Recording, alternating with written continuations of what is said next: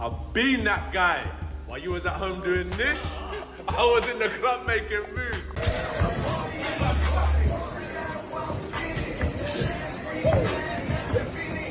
Jake Paul, if this is not going to be, curated into a little dance around exhibition, could find himself in a way of getting seriously hurt here, like Francis Ngannou did. Francis Ngannou was an MMA fighter that got blasted out by Anthony Joshua finally broke his silence on Jake Paul's training clips.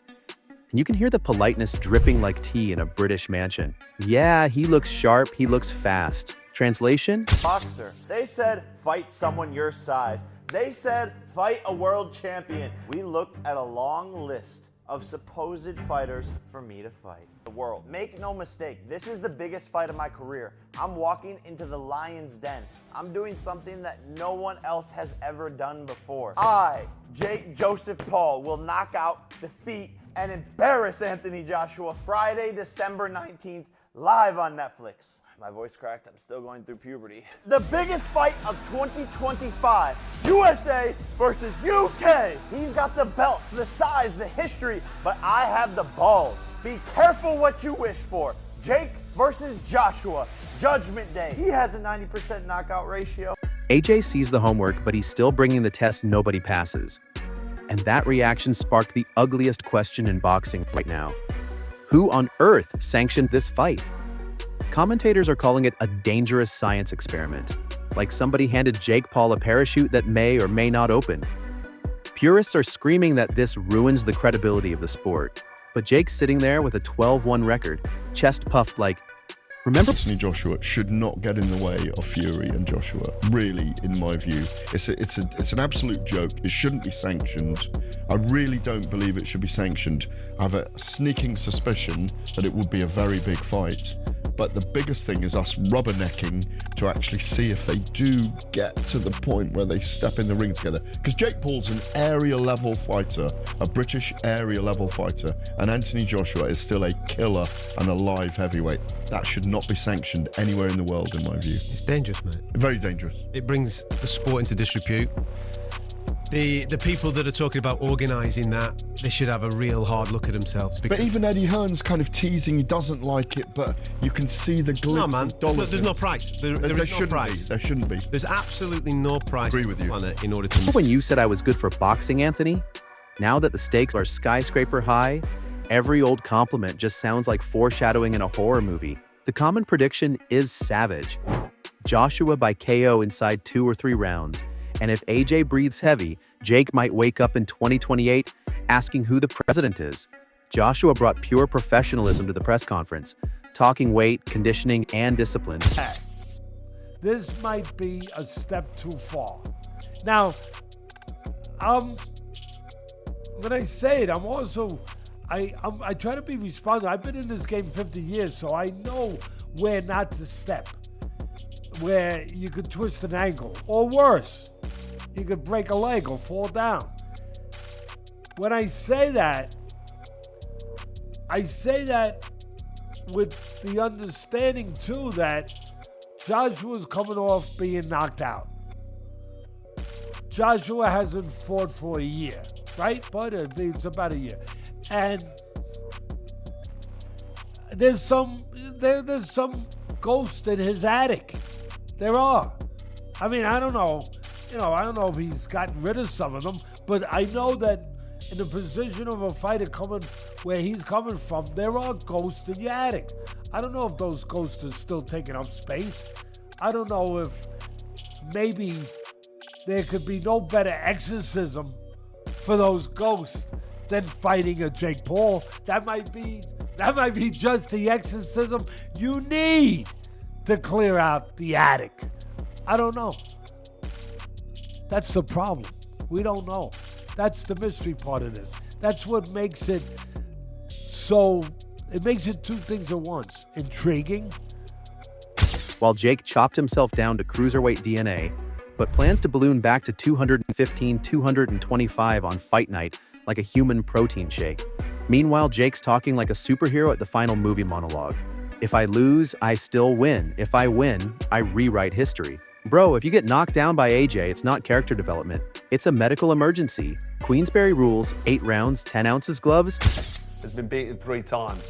The 4 fighters that he beat didn't come to win. So he's not in his prime, is he? He's literally at the end of his career, pretty much finished. And this is why taking this fight with you is telling you all you need to know. It's a cash out. He might as well just cream as much money as he can at the end of his career, fighting an absolute joke shop.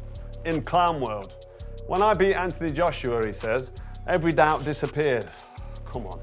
I mean, if this is a straight up AJ versus Jake Paul, then we all know what should happen. This is a 1-round job because AJ, even though he's past his best, even though he's seen better days, he throws a nice 1-2 down the middle.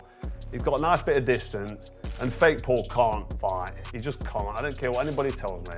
He can't fucking fight. He lost to Tommy Fury, for crying out loud. He can't jump in with Anthony Joshua now and expect to get a result. So, like, nothing's gonna no doubt's gonna Joshua capped at 245 pounds? That's not promotion.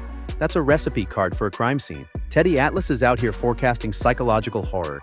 Joshua's ghosts, Joshua's doubts, his inactivity. A haunted mansion punching contest, fantastic. Ryan Garcia, on the other hand, is basically sending Jake a sympathy card in advance, stressing that getting hit by AJ is different, like, oh, you think you've been punched before? Adorable. Experts are calling this matchup disrespectful, reckless, even dangerous to Jake's long-term health.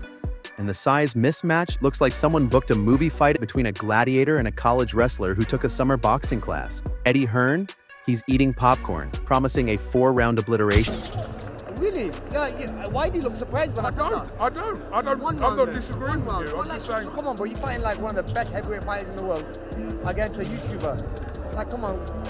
Like, respect the sport of boxing. And if AJ has to go in there and show these influencers that, listen, you can't fuck about with boxing. You know what I mean? Someone's gonna get hurt badly, and this could be one of the first fights where a fighter gets hurt badly, because if you look at the size difference and the power difference, I mean, bro, there could be brain damages going on there. I mean, AJ could hurt him badly, you know. Well, when you look at Francis Ngannou, who's one of the most fearsome combat styles there is.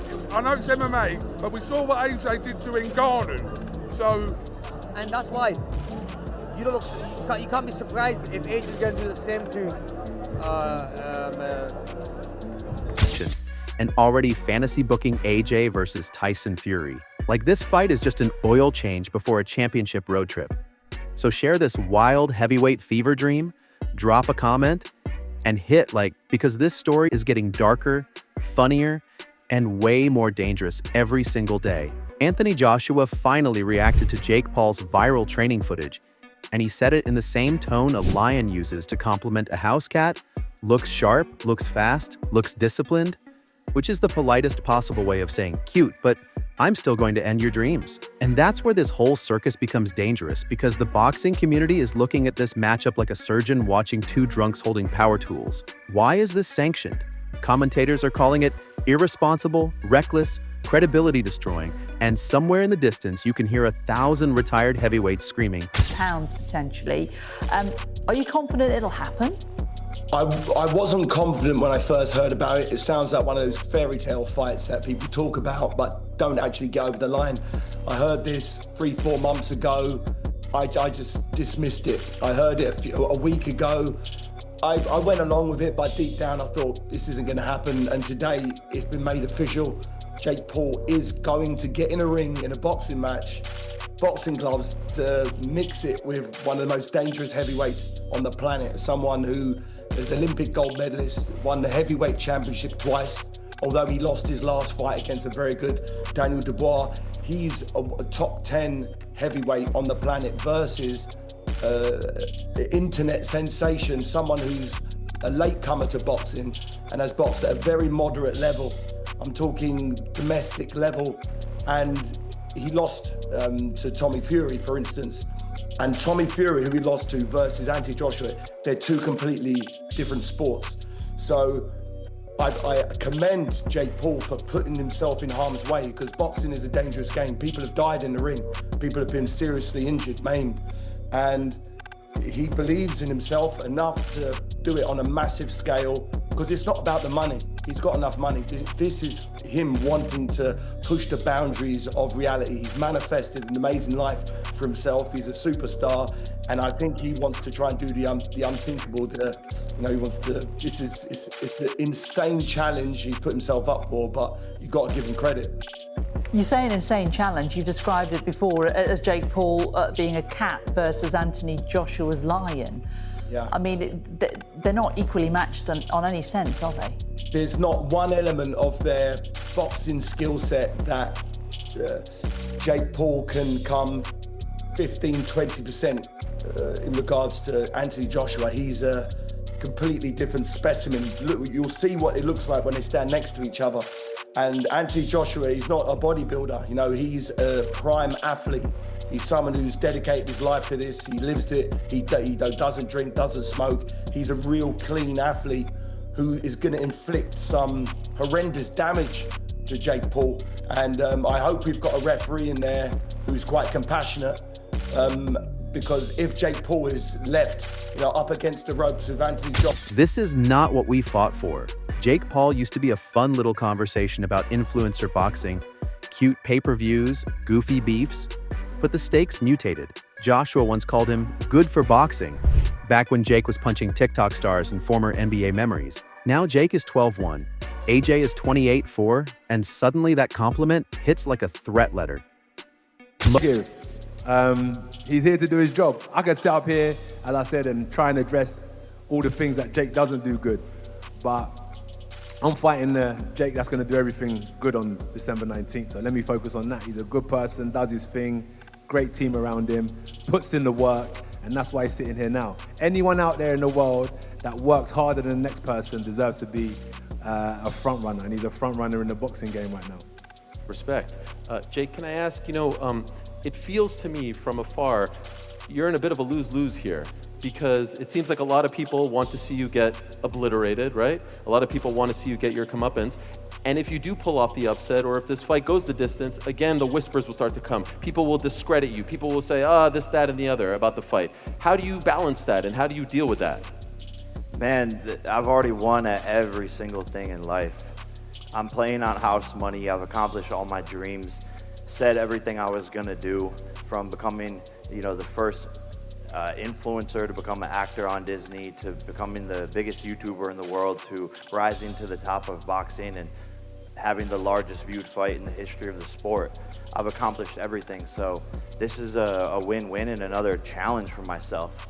I've never been knocked down or knocked out even in sparring, but I'm in a sport where that happens, and I know this is dangerous, but this is no different than a soccer player, losing in the World Cup on the biggest stage. If that's how it goes, if I take one of those punches that Francis Ngannou took and I'm on the canvas, let's see how tough I am.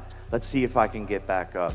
But I'm ready for that. I'm prepared for that mentally, and I know that he has to deal with me as well.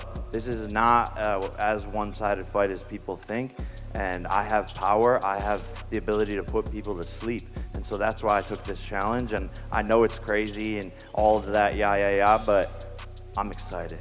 I'm genuinely excited. My team's excited, and everyone believes in me, and that's all that matters. How much do you expect to weigh on fight night?